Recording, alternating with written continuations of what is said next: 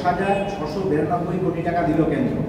দেশের মধ্যে এটা চতুর্থ, প্রথম হচ্ছে উত্তরপ্রদেশ, তারপরে বিহার, তারপরে হচ্ছে যে মধ্যপ্রদেশ, তারপরে পশ্চিমবঙ্গকে দেওয়া হলো। কি বলবেন? কী দেওয়া হলো কে জানে 10,000 কোটি টাকা? পশ্চিমবঙ্গ সরকারকে দিয়েছে কিছু? তো মোদির নিজের ঢোল বাজাতে বলছে দিয়েছি। এতে সাধারণ ব্যাপার। 10,000 কোটি টাকা একটা রাজ্যের জন্য দেওয়ার জন্য, তার জন্য ঢোল বাজানোর কোনো দরকার নাই। নির্বাচন চলে এসছে, নির্বাচনের আগে ঢোল বাজিয়ে কেউ কাউকে দয়া করছে না, কেউ কাউকে দান করছে না। রাজ্যের পাওনা রাজ্যকে দিতে হবে, প্রত্যেক রাজ্যকে দিতে হবে, কারণ রাজ্যকে নিয়ে দেশ। তো স্বাভাবিকভাবেই নির্বাচনের আগে মোদি দিচ্ছেন। এটা ভারতবর্ষের দেশের অর্থ ব্যবস্থা থেকে এটা বরাদ্দ করা হচ্ছে, তার নির্দিষ্ট নিয়ম আছে, সে নিয়ম মেনে বরাদ্দ করা হচ্ছে।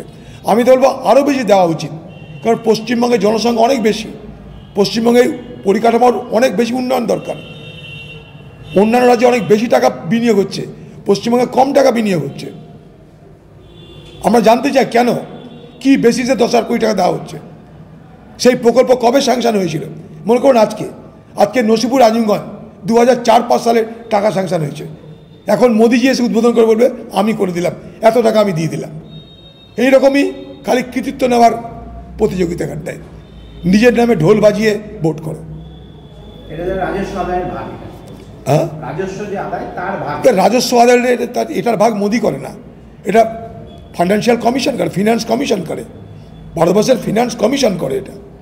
সেটা সকলের যা পাওনা তাই, নিয়মে যা পাবে তাই, কেউ কাউকে দয়া দান করছে না। এটা সমস্যা গেছে কি, আজকে ভারতবর্ষে কিছু কিছু নেতা নেত্রী তারা কিছু দিয়ে বলে আমি দান করছি, আমি দিলাম। কে কাকে দিচ্ছে? মাছের তেলে মাছ ভাজা হচ্ছে। লক্ষ্মীর ভাণ্ডারও কেউ কাউকে দিচ্ছে না, মাছের তেলে মাছ ভাজা। মোদিও কিছু দিচ্ছে না, ট্যাক্স নিচ্ছে দিচ্ছে, দিনের পর দিন ট্যাক্স বাড়ছে মানুষের উপরে, তার বিনিময়ে কিছু দিচ্ছে। এই তো গল্প।